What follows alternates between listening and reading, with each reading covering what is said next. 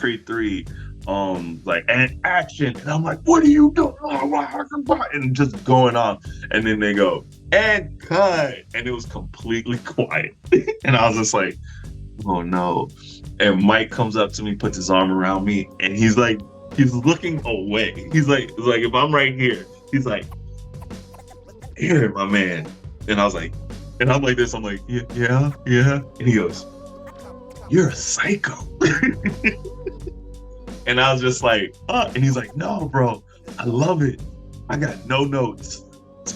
Do it again. And he's like, and he's walking away, and he's just like, you're a psycho.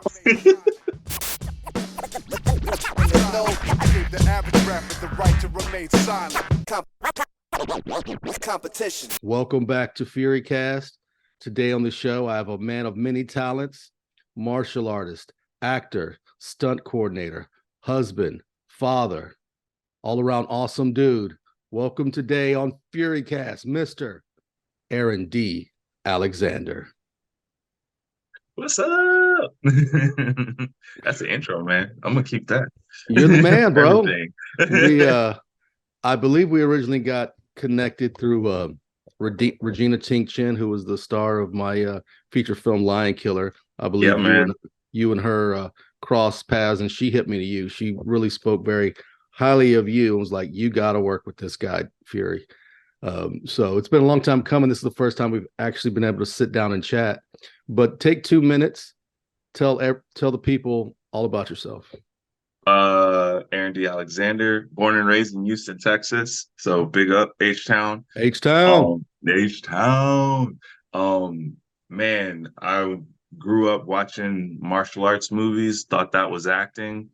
Went outside, tried to replicate all the jumping out of the trees and the different crazy flips that, Bruce Lee, Jackie Chan, Jet Li, Donnie Yen, Ron Van Cleef, Jim Kelly, like Gordon Liu, Yin Bao, all of these guys are doing. And my parents thought I was going to kill myself. So they were like, this kid needs to learn how to fall correctly. So they put me in gymnastics at the age of 4, trained that for 8 years. And then they felt I was old enough to do something else. And I was like, well, I want to do martial arts. And so I started training in between 12 and 13 and been going ever since. I'm 41 now. So I like to say I've been training for well more than half of my life. And somewhere along the line, I still thought what those guys were doing was acting. And so I always said I wanted to be an actor. I wanted to be a performer. And my parents kind of instilled in me the process of, if there's something you want to do in life, you have to be highly educated at doing it. That way you're good at your job. You're like, nobody has any doubt about you in the position that you're in. And so after high school, I went to school at St. Edward's University in Austin, Texas, got a degree in theater arts, acting emphasis, and started working around town doing theater, children's theater, started getting into commercials somehow, some way, doing the extra work on film sets, just feeling blessed to just be there, even though I'm like in the background. It's like I'm that blur right there. I'm there though. Super hyped about it. But always just kept that passion and purpose. And then I started working on some TV shows that came through Austin. Revolutions, The Leftovers, I'm forgetting one other show, but I just started working on those shows and like getting some good like co-star roles. And then we got screwed over with the incentives here. And so I was just like, after I got married, I was looking at my wife. She was a school teacher and she was done school teaching. And that was actually the kind of thing that was like really stapling us to Texas. And I was just like, well, it's time to move out west where everything is created. And I had a short list of people that I really wanted to just involve myself in, especially in the martial arts world. Because again, that was my foundation. It's like I always thought martial arts carried me all the way through my acting. And hooked up with some really cool cats out in out in California. Shout out to Vlad Rimberg, Emmanuel Manzanares. Those guys kind of really opened the door, opened my eyes really to like training and like creating and like really just like hitting the ground running with what you want to do. And they introduced me to even more guys, Guy De Silva Green, Brian Sloyer, Jerry Quill. Like those guys to me were like pillars of like, oh, these are the guys doing that what I want to do. Not so much the creation, but they're creating the things that I want to be in. And so through them, I like to say I got a really good I don't want to say a push, a good Spartan kick into the industry. And they helped me land some pretty awesome jobs working on Lucifer, Marvel's Agents of S.H.I.E.L.D., Marvel's Inhumans, some other things. And then they got me connected with other coordinators that got me on some pretty big sets, in which the whole time I would always tell people I'm an actor primarily.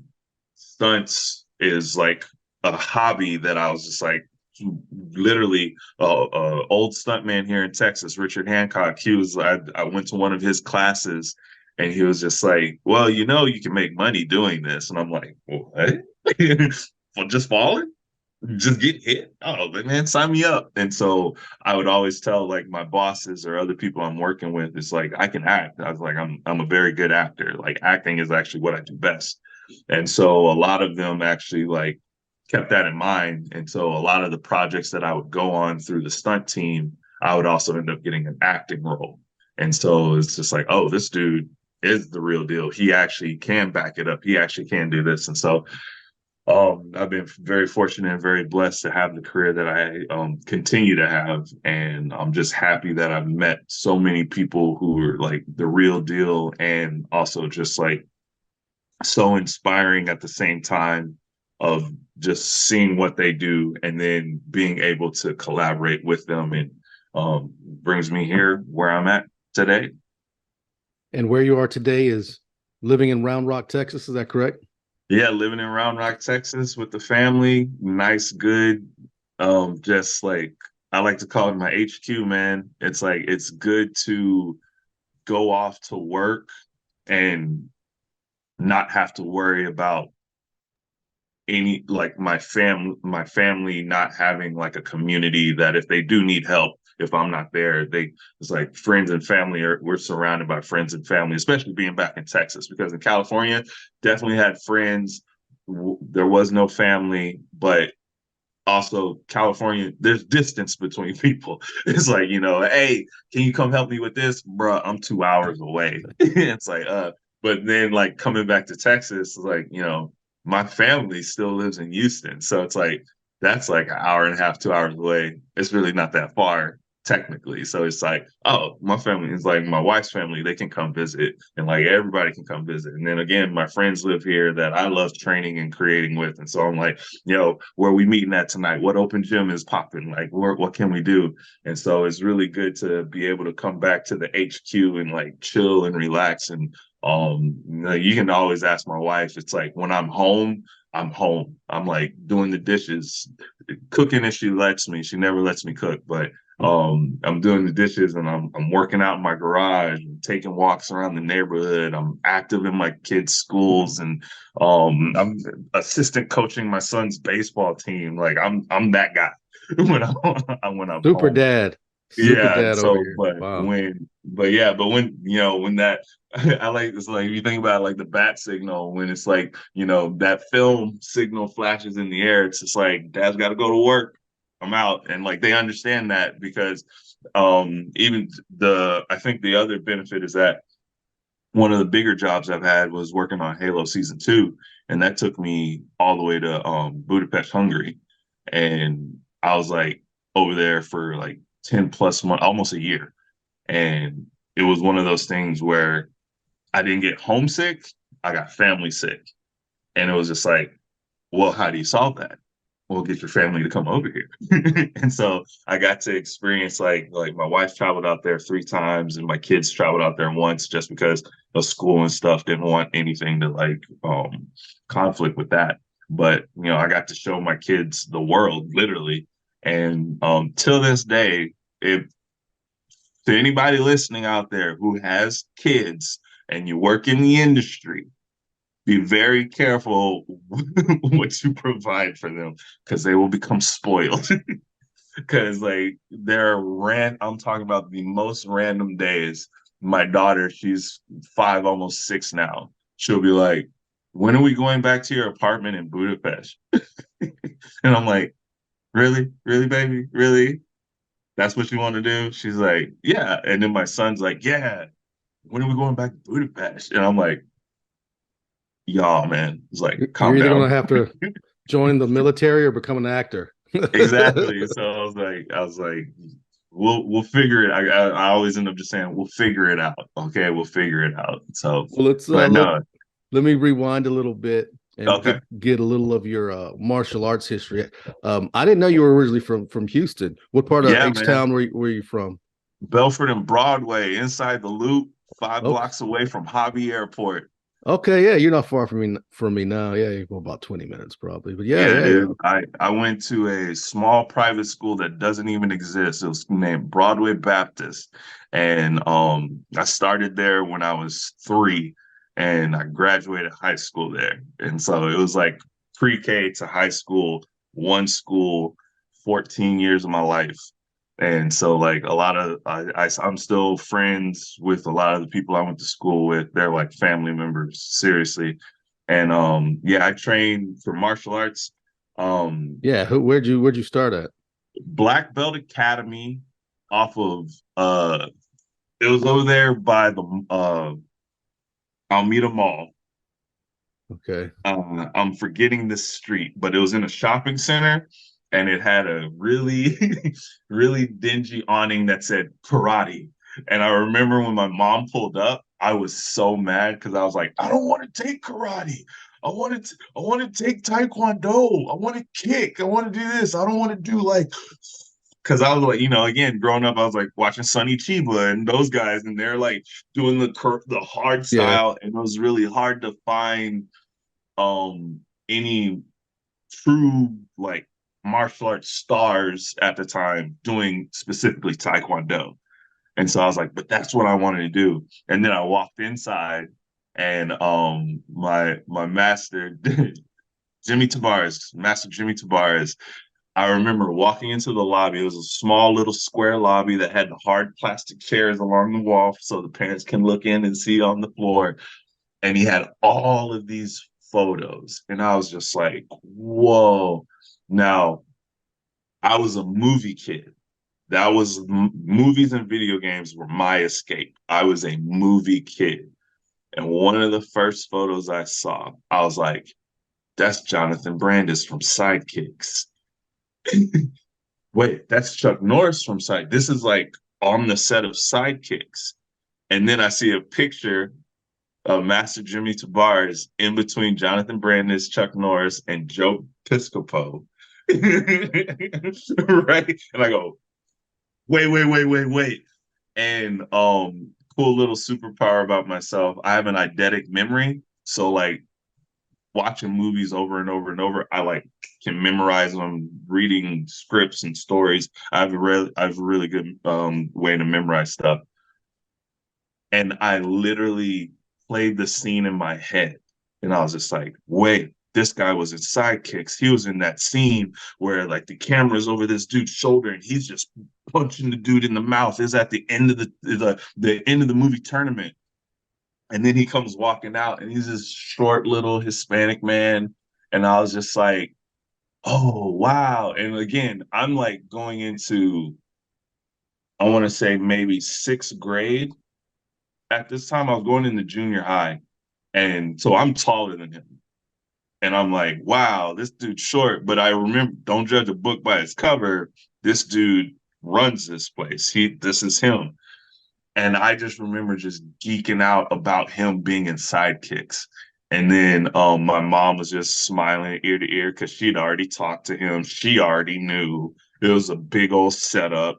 And I was like, okay. And then I remember I had a little private lesson with him, and he had the old school Century focus pads, the square thin foam century pads. And he's like, all right, I'm going to teach you how to do a chop block.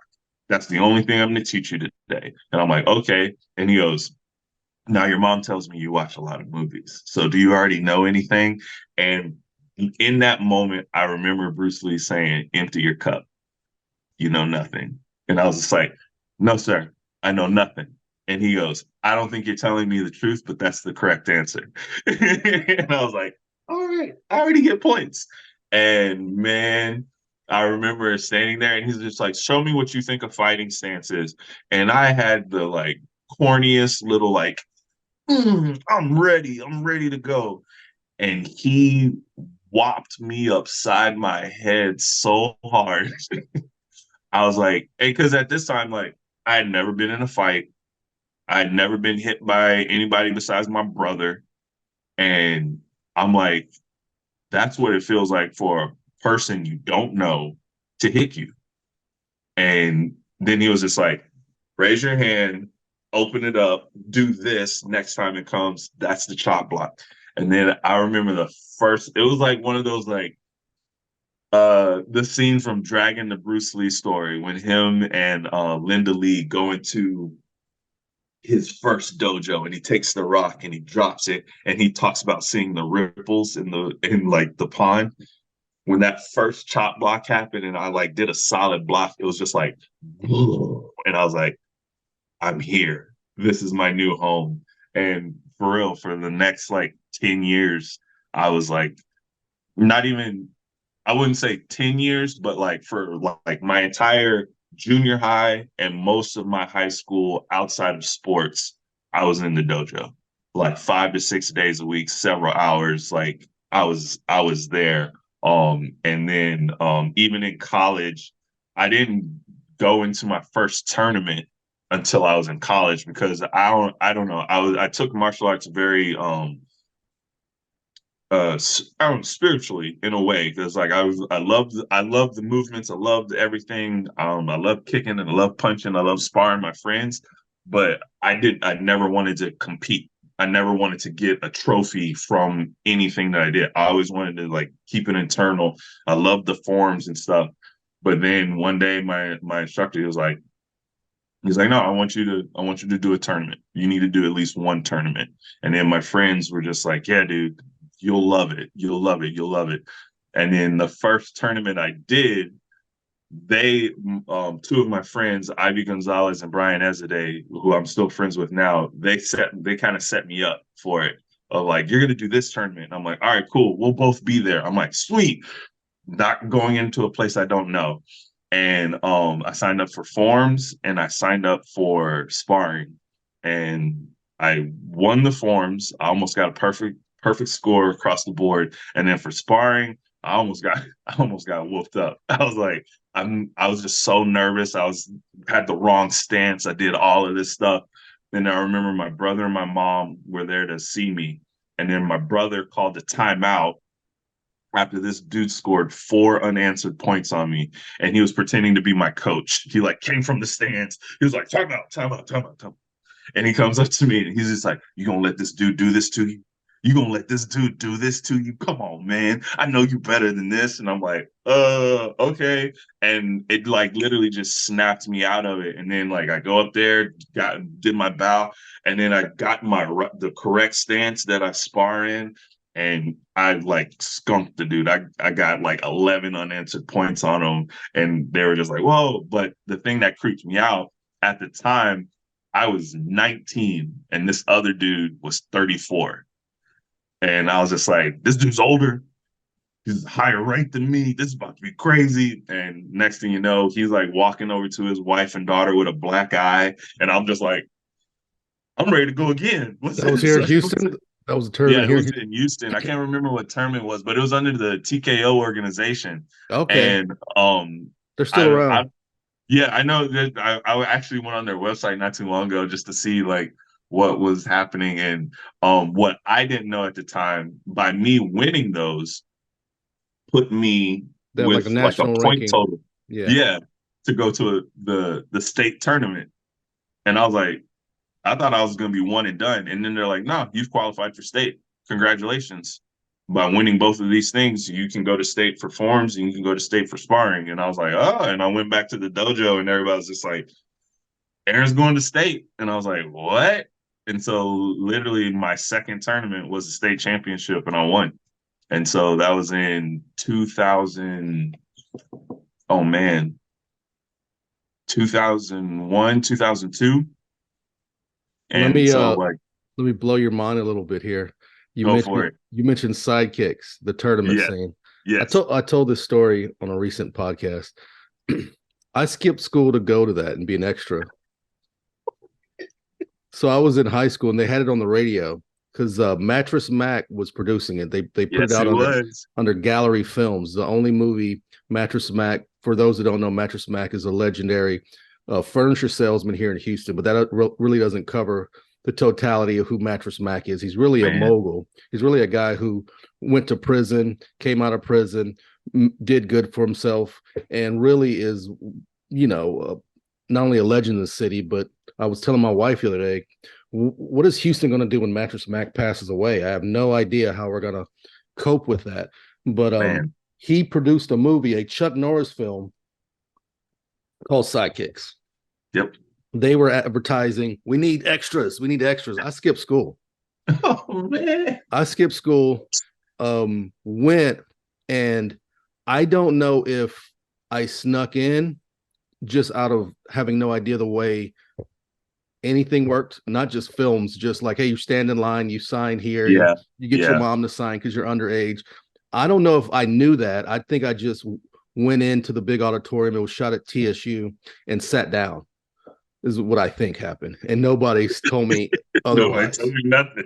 Yeah. I mean, they served lunches and they did everything. Yeah. And so I was there for that whole scene, how they set up. And to this day, I think that's one of the things that sparked a passion for filmmaking, watching them set up camera. I would watch Aaron Norris directed. I was watching the way he navigated. Yeah.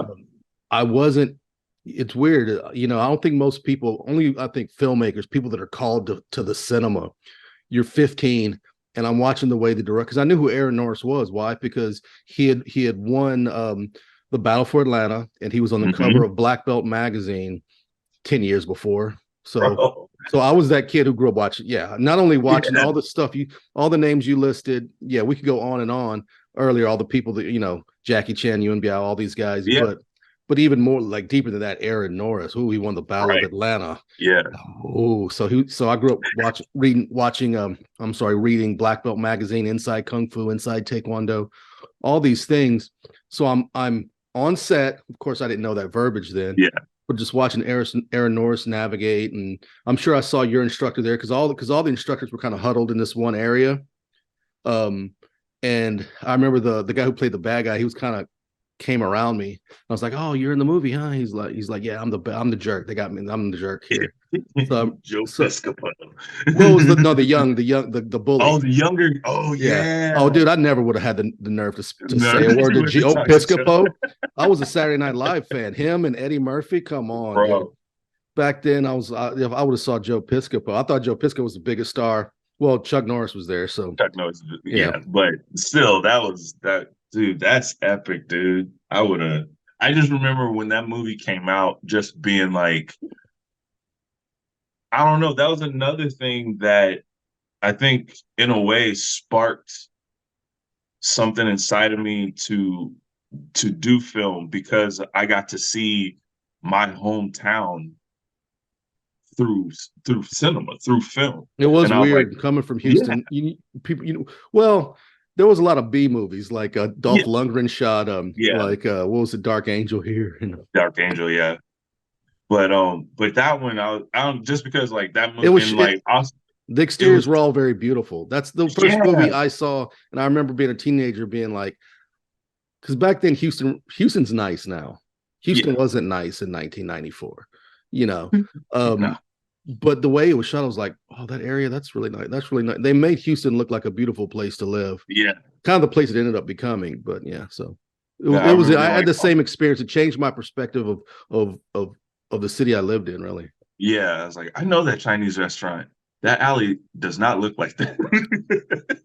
that alley does not. They clean that up. they bring that up a lot. That's really nice.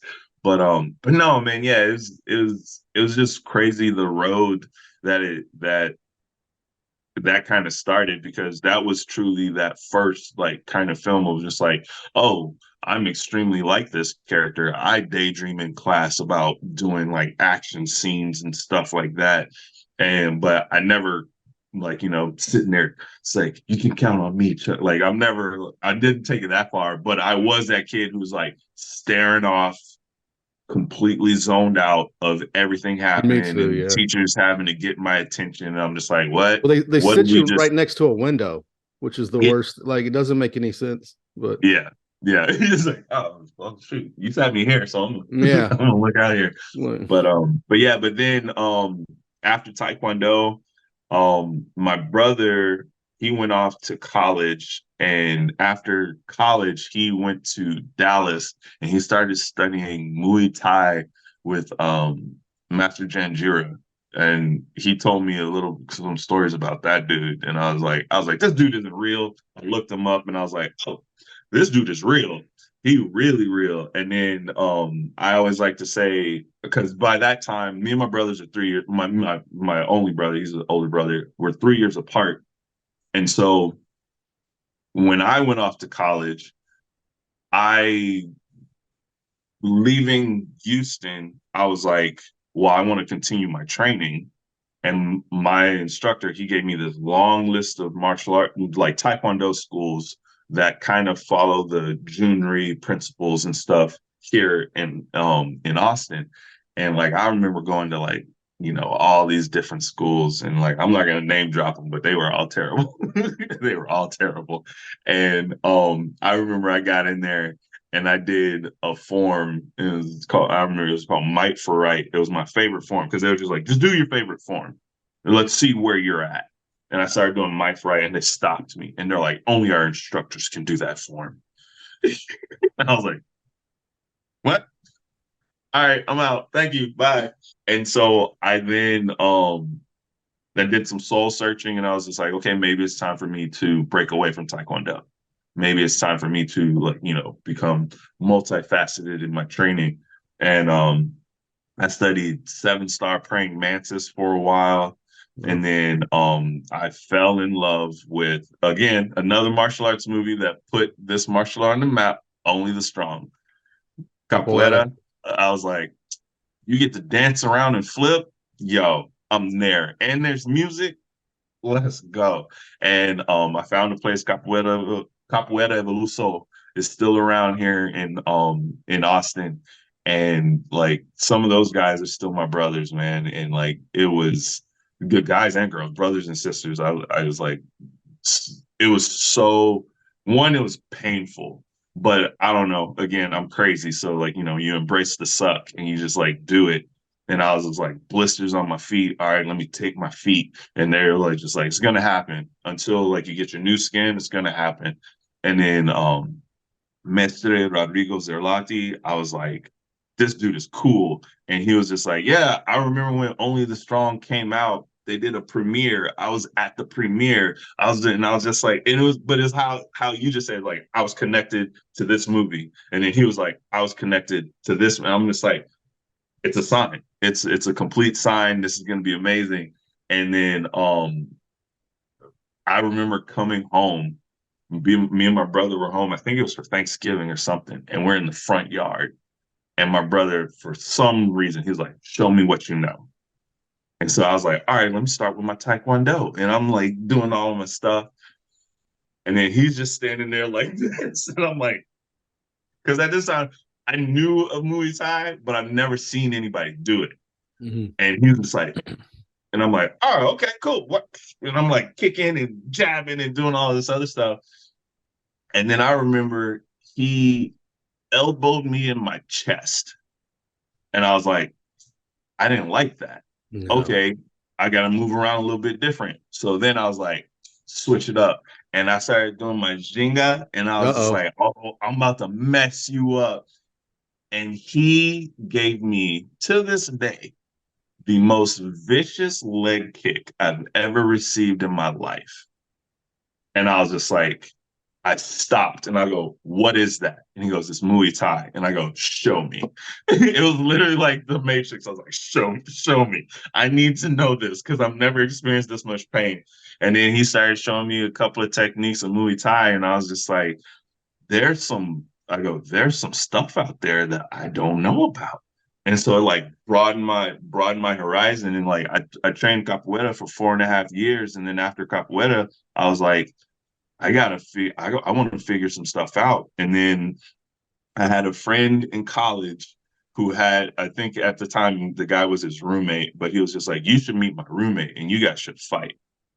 And I was like, what are you talking about, man? And then I just remember walking on campus one day and I'm seeing this guy, his name is Zach Petticourt. And then I'm seeing this little short, muscly black dude walking next to him. And I was like, oh, this must be his friend who he wants me to fight. And he's walking towards me. And then the dude's name is Norman Silk. Dude is my boy. I love him to death. And he's wearing this shirt. And I'm just seeing all these different logos, like Shoot Wrestling, Kali Eskrima, JKD, Filipino body, like all of this stuff. And I'm like, so he's either CSW or Anasanto Academy, one of the two. Yeah, it was under Mars, the Martial Arts Research Systems, which it's the Anasanto Academy, Ron Balicki, all of those guys. And I was just like analyzing his shirt really quick. And I'm just like, hold up. He knows some stuff. Okay, hang on. Let me get right. Are we actually about to fight? What's going to happen? And I remember Zach goes, Aaron, meet Norm. Norm, meet Aaron. Fight. And I was like, nah, it doesn't happen like that, man. And I was like, Norm, I was like, nice to meet you, man. And I was like, you train? He's like, yeah, I train. And I was like, dude, well, you train all of that? And he's just like, not all of it, but yeah, we train. And I was just like, where? And he was just like, okay. He's like, well, Marshall Way. And I was like, Marshall Way? Never heard of it. And then I went and met Guru Larry St. Clair, who trained under Ron Balicki, who, if everybody should know, Ron Balicki is Danny DeSanto's son-in-law and Bruce Lee's best friend. And I was just like, this has to be like the biggest sign from God to be like, here you go. And then I started training under Larry and like off and on. And like, I'm still in contact with him to this day. And like, I'm training under the Mars umbrella, JKD and Filipino boxing and some Salat and all this stuff. And then realizing, fast forwarding through the years, meeting people who train in the same things. They're just going, oh, you know that. And it's like going to a foreign country, but knowing the language. Yeah. And so it's like you're meeting new people that you've never met before, but let's do, Hubud. Oh, I know Hubud. And then you just go, and then next thing it's like, again, I like to reference movies. Seraph in the Matrix being like, you don't know anybody until you fight them. And most of the people who are good friends with me, I've traded some blows with.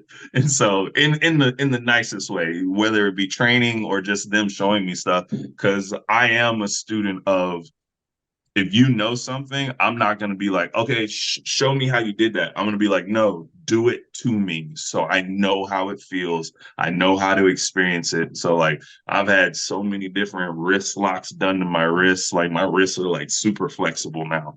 But it is that thing of just like the connections I've made through martial arts that actually lead into the film community. Because even Ron's a stunt coordinator, fight coordinator on films. And when I found that out, I was just like, hey, I do stuff too. And then it's like seeing how that world, it's like so connected, but also at the same time, that foundation is martial arts. And so I'm like, well, let's talk about that a little bit. So when did you decide to become an actor? Oh man, my parents would say I was entertaining since as soon as I was born. I was that little kid in the living room doing little Michael Jackson showcases. I'm gonna date myself here, and I know you'll know the name of this show. When Soul Train was on. Wait, so I'll date myself. It just went off the air like probably 10 years ago, but yeah. Yeah, but when Soul It Train only was ran like, for 40 years. yeah, 40 years. Don Cornelius holding the mic in his suit, talking about here's the fresh new jams from SWV. But anyway, when Soul Train was on, I would always be like, "Oh, these are the new dances that people are doing. Let me watch these people do these dances." And so my Yeah, that's how you mom, learn the new dances. That's how they got around, really television shows exactly, like that. Yeah. my mom would be like, she'd know I'd be watching it, and so she'd come in, she'd be like, "Okay, what are the new dances now?" And I just start dancing for my mom, like on the spot.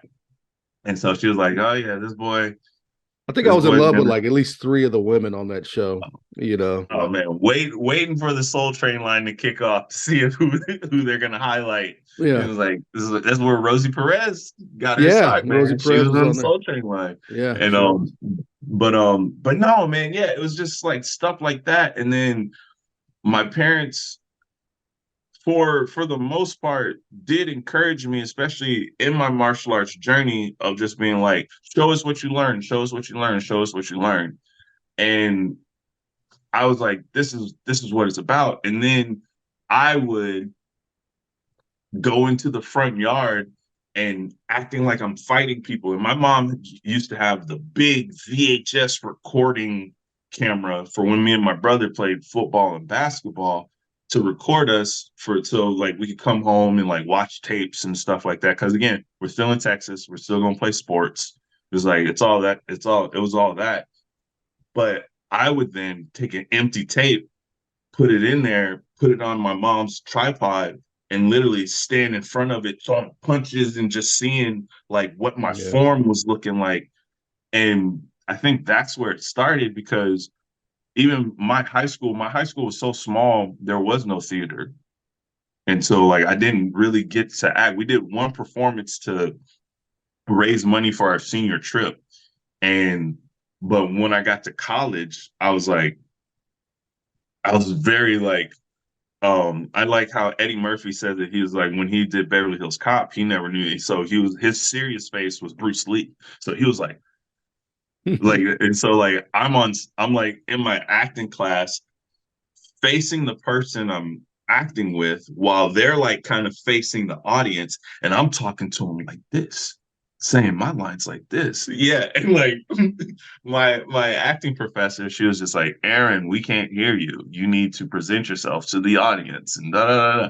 And so it was a learning experience because I'd never done it before. So again, I approached it from a martial arts standpoint of like, I don't know what I'm doing. I've seen it on TV. I thought this was what acting was, but now I'm learning about, Shakespeare and Uta Hagen and like all these different things, and Meisner and all Meisner, these yeah. other techniques. And that's the thing. People would, Stanislavski. Yeah. yeah, but people would say these, like, they go, "This is a technique." And I'm like, "What? I know technique. I know technique. Let me look at, okay, break it down to me, show me how it works." And then like I think my, I guess, way of navigating that world of never being there before, because again, I went to college. I think I was the only person in my acting class that didn't go to UIL, didn't like have a theater department in their high school. And so like I was the underdog. I'm like paying attention to all of my peers on like how they're, it's like, okay, this is how you do scene breakdown. This is how you do character analysis. And I'm just like, all right, let me break this down like a form. Like, okay, so I gotta go here, then I gotta go here, but okay, but I gotta write it out. And so like there were some rough spots of me just being like, I have no idea what I'm doing. And then I remember the first time I was on stage, I was in a show called Tracers, and it was a Vietnam play. And we workshopped it at first. And I was the youngest person in the cast. And I was also the squad leader though. And so it's like I'm the youngest, like less like skilled, for I won't say less skilled, but like I didn't have the resume that these guys had. And like these were the dudes of the school, like the college. I was like, I'm in a show with the Christian Bales, with the Russell Crowes, with like I'm in a show with those dudes. And then I remember we finally took it over to the main stage of the college, and my friend Brent Worsner, he told me this story, and he was just like, "Yeah, we didn't think you were gonna be able to do it. Like you were green, man. You were real green. You showed it. It was just like there was something about you that we just didn't know." Well, then one day, and this is actually a quick story. I went to 7-Eleven and I got a slushie, and it was a red slushie, and I had just gotten my car, and it was a Ford Explorer, and I dropped my slushie in my car. It had tan cloth, tan everything, upholstery. I got so pissed. I was like, oh, bro, I was boiling over. And it was right before a show. And then I pull into the parking lot. I'm cleaning out my car. Well, I was out of my mind. Walk into the theater, and they were all like, "Aaron, you okay?" And I just like, "I dropped the slushie in my car. It's stained the upholstery, blah, blah, blah, blah."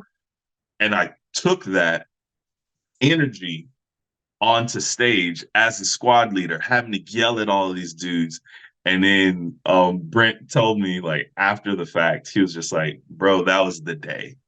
That was the day we were like, oh yeah, this dude's gonna do all right." He's like, he can actually bring it. He can actually bring it. And then, like, further along the line, I learned about, emotional recall. It's like, if you need to be angry and you can't feel like it, oh, just remember something that made you angry. And I was just like, oh, I guess I experienced it firsthand because it happened to me like right there during the day. And like, it's helped me out on stage many times, like Now, going through heartbreak.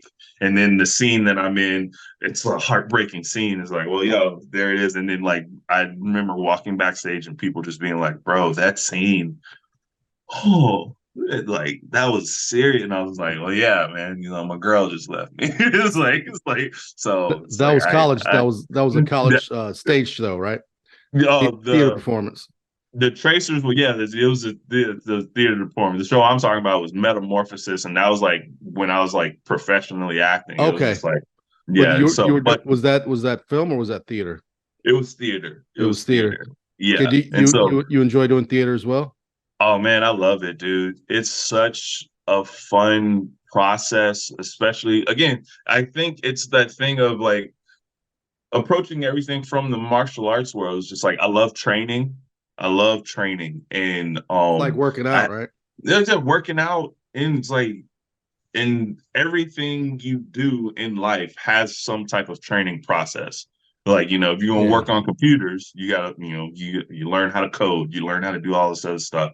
But if you like use your body for your profession, you have to keep it. If you're a singer, you gotta sing, you gotta train vocally.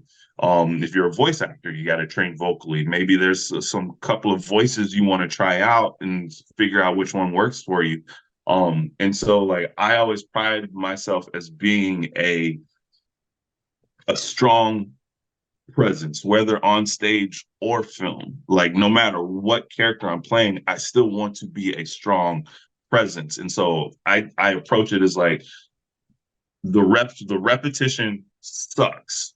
Don't get me wrong, repetition sucks, but in that is when you start learning about where you're going, what you're doing, how you improve yourself, the things that you actually need to work on more, and what you're extremely strong at. And so on stage, I was told by a film and television casting director, they're like, stage is training. That is like the most fun you can have because of how long the process is.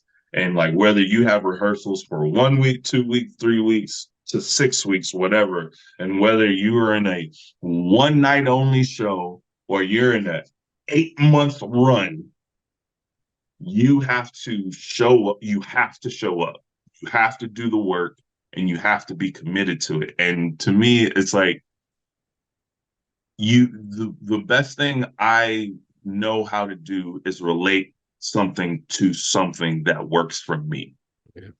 And so in stage, in film, it's like, well, showing up is the biggest thing. It's like, okay, cool. That's like going to the dojo. You go to the dojo, you're going to do some work. And if you don't do some work, you're going to get beat up. You're going to get like, it's jujitsu. You show up to jujitsu and you're just like, I'm not feeling it, man. What? It's Yeah. like you tap in real quick, Yeah.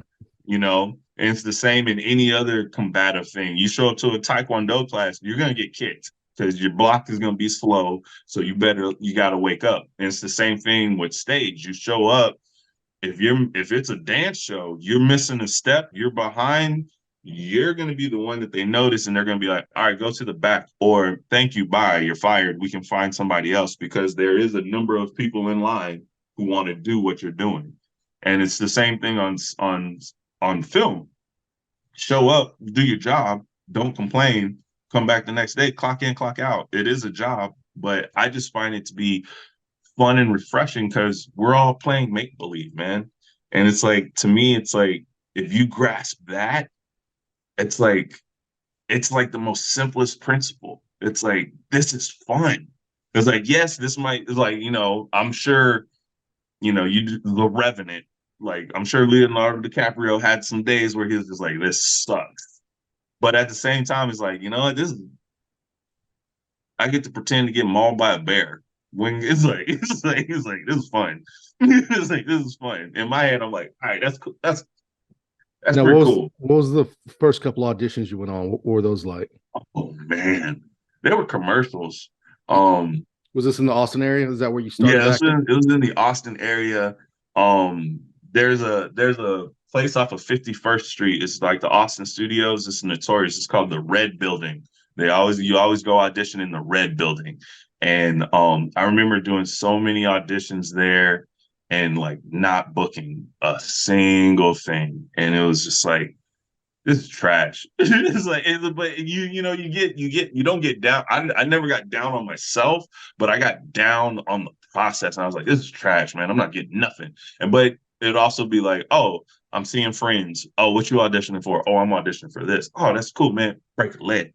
It's just like, but then it'd just be like, well, this is the process. You have to audition. You have to get seen by these people so they can see you in these different things, because eventually, if you start actually piquing interest, they're going to be like, bring them in for this. Contact them. I want to see them do this. Yeah. And down the road, like, I think one of the, like, Revolutions, talking about Revolutions, I auditioned for that show. It was an NBC show, sci-fi show.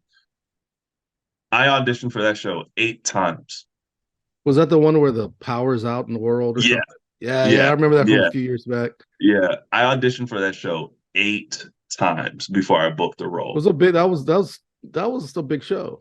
It was a big show. Yeah. And some of the roles, I was just like, yo, man, this is gonna be the one. This is gonna be the one. This is gonna be the one. And I remember, like, it was like audition number 5. Beth Sepko, the casting director, I literally just walked into the room. She didn't need to see my headshot and resume anymore, because, like, that's how many times I'd been in. She's like, no, you don't, I don't need it. Thank you. I'm like, she probably got a stack of them by now. And she was just like, before even the audition, she was just like, production loves you. They just can't find the right role for you yet. And I was just like, okay, cool, whatever. I'm here. Let me audition. Let me do this. Let me do this. And then I remember one day I came in and one of the producers was in the room, and he was just like, hey, Aaron, man, look, we love you, man. And, like, it got to a point to where, like, they were tired. I think they were tired of seeing me, and they didn't want me to be like, flip the finger to them and just be like, I'm done with this show. I don't care about it no more. But I was like, no, because I was even watching it. I love sci-fi. So I was watching it while I'm still auditioning for it. And then I remember I read the sides and I was like, oh, it says that this guy rides a horse into the town. And I, like, remember by this time, it's not that I didn't care. I was just so, like, free of the nerves and the stress of auditioning that I was just like, man, I'm just gonna be myself. And I was just like, oh, you guys need me to ride a horse in the town, like for the audition, like for the tape. And I just remember they were like laughing for like 2 minutes straight. And they're like, no, no, man, let's just do the audition. And I like the line was just like, they're coming through they're coming do something. It was like 2 lines. And then they're just like, thank you. And I'm like, yeah, no problem. And then next thing you know, they're like, you booked it. And I was like, what? This is what I got? All right, let's go. And we filmed in Taylor, Texas. And I remember it was a whole ordeal where I show up, I get on the horse. One of the PA, no, it was an AD. He comes up and he's like, what is he doing up there? What is he doing up there? Where's his double? And I go, I don't need a double. I also can do stunts. And they're like, no, what? Can we please get the stunt coordinator over here, please, right now? Please, we need him over here right now. And it was Jeff Wolf, stunt coordinator. He walked up and this dude, the epitome of cool. He has a big old wolf ring. He had his sunglasses on. He's walking up. Dude's freakishly tall. And I'm on the horse looking at him, and he's got his sunglasses on, and he takes his sunglasses off. He goes, what's your name? And I was like, Aaron Alexander, sir. And he goes, oh, yeah. Your picture's come across my desk a couple of times. He's good, and walks away.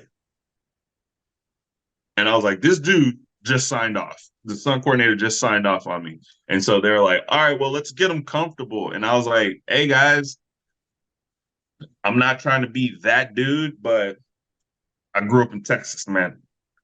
I don't want to jump on the stereotype. I do know how to ride a horse. I've ridden a horse before. Like, holla at you. I got this. As you can see, the horse is not bucking me off. The horse is pretty comfortable, which they also gave me they said, this horse is the most hard-headed and he's not going to listen to you. Me and this horse, they had us practicing. We were galloping along the train tracks, dude. We were like, this is my jam. I was like, this is great. And then they're like, well, you're not going to be galloping in the scene. You're just going to be riding in. I ended up riding in. We do it a couple of takes, and they're just like, bro, that's crazy. Because the other 2 horses were supposed to be the most obedient. They were peeing and pooping on like during the takes, and like the guys are just like, hey, horse started turning around, and I'm just sitting there like on top of my horse, like that's how you do it, baby. It was like, that's how you make me look good. But it was that thing of just like showing up and just being like, no, I do have this skill set along with this other skill set that I've been hired for. And all of it is just, if you embrace it, but if you know it's going to be hard work, but at the same time, know that there's so much fun involved in it. For me, that's like the one thing that's like, I never would have guessed when I even started taking martial arts, or when I started taking gymnastics, if someone was just like, hey, this skill right here is good. This being able to do a forward roll, this is going to take you a long way. I would have been like, man, whatever. It's just fun. I just like doing forward rolls. This is the same thing that my old stunt instructor, Richard Hancock, said. He's like, you can get paid for this, right? And I'm like, are you what? Somebody's going to pay me to just flop on the ground? Run it up. Please run it up. And then it's like, hey, knowing that people are getting paid what they're getting paid for movies, they're just like, hey, you can get paid a lot of money just by memorizing these words and performing this way. And I'm like, cool. Let's do it. Yeah, it's like, I just want to have fun, man. It's like, give me a quick list of the shows the shows you've been on. Oh man. Revolutions, Leftovers, Lucifer, Marvel's Agents of S.H.I.E.L.D., Sneaky Pete, The Rookie. What else? Marvel's Inhumans. Those are the TV shows. I'm skipping one, which I played a vice principal. I can't remember it, but it also shot here in Texas. Halo. Oh yeah, worked on Halo. That one. That was the one that was like this one is like skill set overload. And I learned some new stuff on that one because I was just over there for so long. But What about the Creed movies? 3, Creed 3. Creed 3, I love saying it like this: Academy Award nominated One Night in Miami. And that was also one I got to act in and I got to do fight coordination for. And so that's the big one for me, because I always tell people, I was like, you know, don't doubt your resume. It's like, if you've done some stuff, you've done some stuff. And so like I like telling is like I like to say the normal people in society who just like, the everyday person that goes and clocks in, who goes to see these things. Like, I'm playing on a softball team on Sunday, and one guy was just like, "Man, what you been in?" Because he saw I had a hat that had stunt department on it, and he's like, "Oh, so you know how to do a backflip?" And I was like, "Yeah, man, I know how to do a backflip." And he's like, "Oh, that's cool, man. What you been in?" And I was like, Depends on what you watch." And he was like, something recent that I would know." And I was like, "Creed 3." And then he's like, "Whoa, whoa, whoa, what? What? You were in Creed 3? Who were you in Creed 3?" And I said, "Leon." And the character is pretty important in the movie. And he goes, "What? Wait, you were Leon? Man, you beat them kids." And I was just like, "Yay!" He understood the assignment. And so, but then I was like, One Night in Miami, and he was just like, "Yo, that was an important, man. That was a serious one. That one was for the culture and this and that." And I was just like, "Yeah, dude, it was." And then of course he's like, "How Regina King?" And I was like, "Man, she's a great director. She's like a powerhouse. Like, that woman knows." It was amazing because it was like her directorial debut, and she knew exactly what she wanted, and she didn't act like your normal director, especially of her status. Because I remember we had 300 something extras, and the camera was like on the crowd, but it was like this big old wide shot, and it's a period piece, so it's like a bunch of white people. And I don't want to say they all look the same, but everybody was looking the same. But she was back at Video Village, and they're like, "All right, camera, speeding, sound, all right, here we go." And then she goes, "What?" On the microphone, like, off the microphone in this warehouse, you just hear, "Wait." And they're like, "Cut, cut, cut, cut, cut, cut." And then you just see her running from Video Village through the crowd. And she literally goes to like the third row to this one lady. And she goes, "Adjust her hat." And then runs back. And I was just like, "That's real." I go, "That's real. That goes to show you she knows exactly the picture she's trying to paint for what she wants the world to see." The fact that she could have just been told some PA, some costumer, "Hey, go fix that lady's hat." But she was like, "Nah, I need to do it myself." And it's like, and it's in the sea of all these people. And so it was really, really wild, man. And Well, let me so, ask you but this: what's next? Like, what's your ambition? um, What's next for if you had a magic wand? What's going on in the coming oh years man, for Aaron D. Alexander? if I had a magic wand, I would help create. Like, I'm to the point where I do have, I have ideas, I have things that I want to show the world. And I have some friends that want to make some amazing things that I'm like, "Oh man, I want to help you so bad." And so like I I want know, to dude. I wish you were oh, here in Houston, dude. We could go shoot a short over the weekend, man. bro, Golly, you know. I got a car, man. It ain't that far. I got family. I got a place to stay. You holler at your boy when you want to Oh get yeah, we'll down, and we'll we do will some. just like this. It's like we'll figure out the schedule and we'll make it happen. But yeah, man, it is. I think it's that time in the industry because of, like, what happened with COVID and the pandemic, and then what happened with the strike, with productions doing what productions are doing and what productions are going to do despite the people who work on them. I think it is that time for not everyone, but those who feel like they have the ability to create. Yeah. And it is that thing of like, how many times, excuse me, have you heard somebody sitting down watching a show, being like, "Oh man, I would have done this," or I would have. I was like, I've had that conversation several times with myself, or like watching a show, but then it's like, okay, well, write that idea. Just write it. You're like, you don't have to, like, I forgot who it was. I saw something online on some social media site where someone was like, yeah, I was just sitting there one day and I just started writing this idea, and now I've sold 7 scripts. And I'm like, You got to be willing to do the work exactly. and take the hits. What's the You gotta monologue from embrace the Rocky? suck. Yeah, Yeah. you gotta embrace the suck, and you Hmm. just gotta fight through it, because Yeah. it's not gonna be an easy journey. And like, unless you're like, I don't want to like say nepotism is the greatest thing in the world, because sometimes it backfires on you. But like, unless you got somebody who's already in the industry all the way up there who are willing to help you Or out, you have you just access to a lot of money. yeah, you just gotta crash through that wall. Yeah. And unfortunately, it's gonna take you hitting that wall several times Yeah. before it even starts to crack. The good thing about And that, excuse me, it yeah, builds a tenacity within you. Hitting yes, that wall builds, like you said earlier about, your baby skin coming off your feet. That's going to happen until you get your new skin. That's a perfect metaphor for this industry. yeah, You're gonna get beat up, bruised up. That baby skin's got to come off to create a thick layer of protective skin that you're going to need to navigate this industry. It's yeah, not for the faint of heart. It's a lot of fun.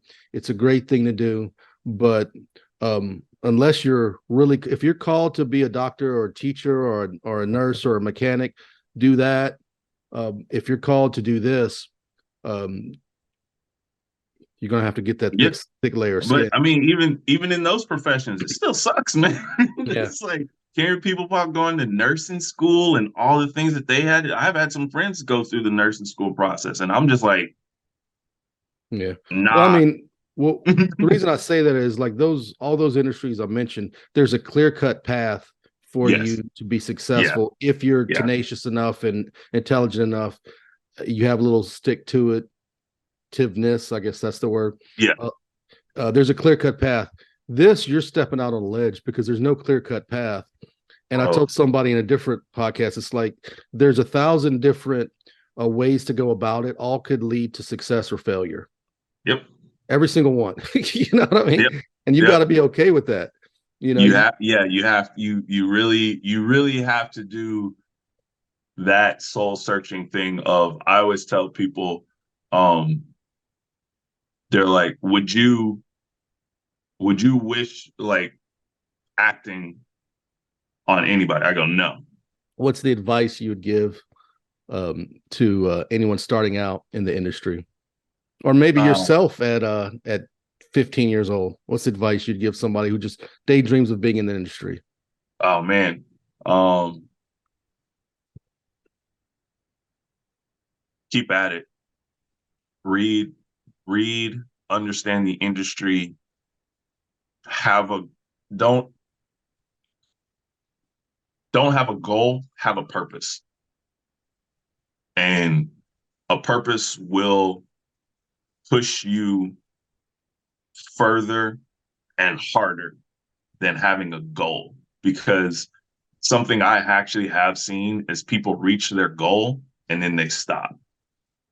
Whereas like, if you have a purpose, that purpose is something that will just keep you just moving, just keep you moving. Because again, like, when my wife and I left Texas, it was like the scariest thing. We packed up the house, we packed up the pets, we drove from Texas to California, stopping in New Mexico.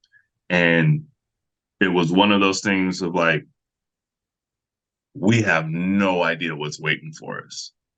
We just know we got a place, we got this. I was prepared to take any side job that I needed to take, which I did do along the way. And that's the other thing. You got to be like, don't have an ego. Don't have like, I deserve, like, you don't deserve jack. You deserve to, you deserve to live and breathe. Again, the first time I got my background extra check. I got like $112. I was like, big money. can't nobody tell me nothing. I earned that. I was on set for like 16 hours. It's doing nothing. And I got 112. Dude, I was like, I'm here. I've made it. I'm a paid actor. And it was just like, bro, like, that's not how it actually works. But again, it is that thing of have a purpose and like know what the industry is doing, but also at the same time be brave enough to do something different. Find who you are. If there's a specific character you want to play, like I've actually done a couple of workshops at high schools, and this one kid was just like, I want to be a horror director. And I was just like, yo, I love horror movies. And he was just like, how? I was like, what can I do? And I was just like, and I told him, what can you dream of? Right. I go, but I wanted to keep it simple. I was like, have you ever filmed stuff before? He's like, yeah, but I'm only on my phone. I'm like, bro, there's people that made multi-million-dollar movies and commercials on an iPhone. Do it. I got an Android, but you do what you want to do with what you got. I mean, you're gonna get a better picture out of your new iPhone than they got off of the Blair Witch Project. Exactly. You're gonna get a better image. But I think that speaks to like a lot of kids today aren't really watching movies the way you and I grew up watching movies, which I think is an issue. But nevertheless, let me ask you this: do you have any funny stories on set you could share? Lastly, before we go. It's somewhat funny, but it's also like the best direction, the best comment from kind of a negative word that a director gave me. It was on Creed 3. We were shooting the flashback scene of when Leon is beating up the young Damien, and Adonis is hiding under the bed.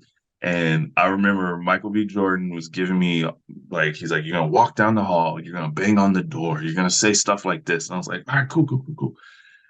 And then we got past that, and he's like, all right, now you're going to be inside the room, and you're going to be yelling at him. And like, none of my dialogue was scripted. It was like me and Mike standing there, and he's telling me this stuff. And I was like, yeah, all right. And I'm listening to him, taking the direction. And he's just like, yep, just do it. And so I went to the young kid playing young Damien. And from a stunt perspective, well, just from an actor having respect for another actor, and plus he was a kid, but I've been on this thing as stunts, and now it's like I'm an actor now. But I was just like, I also want to take care of my co-star and everything. So I go to this little kid and I was like, hey man, I'm about to start yelling some wild stuff at you. Is it okay if I grab your shirt? And he's like, yeah. And I was like, all right, is it okay if I point in your face? He's like, yeah. I go, is it okay if I like smush your face, push your head around a little bit? I'm not gonna hit you, but is it okay if I like make physical contact with you? And he's like, yeah, man. Yeah. And I was like, okay. He was like, that's all I needed. And man, I was just like, and it's like, and action. And I'm like, what are you doing? And just going on. And then they go, and cut. And it was completely quiet. And I was just like, oh no. And Mike comes up to me, puts his arm around me, and he's looking away. He's like if I'm right here, he's like, here, my man. And I was like, and I'm like this, I'm like, yeah. And he goes, you're a psycho. And I was just like, and he's like, no, bro, I love it. I got no notes.